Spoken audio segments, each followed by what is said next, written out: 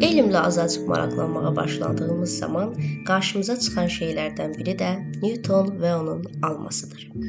Dahi Newtonun ümumdünya cazibə qanununu kəşf etmə hekayəsi həqiqətən alma hekayəsi ilə bağlıdırmı? Hə, cənab Newton, ümumdünya cazibə qüvvəsi ağlınıza hardan gəldi?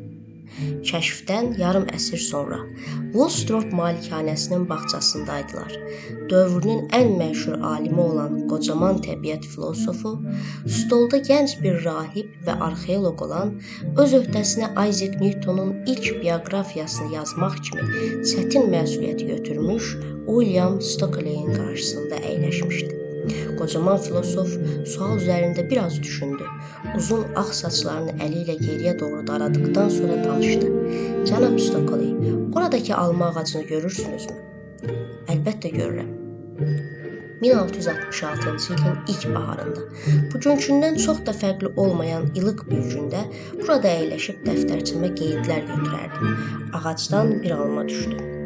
Düşüncəli halda oturanda ağacdan almanın düşməyi məni cazibə haqda fikirləşməyə sövq etdi. Niyə həmişə alma yerə düppədüz düşməlidir ki? Soruşdum özümdən.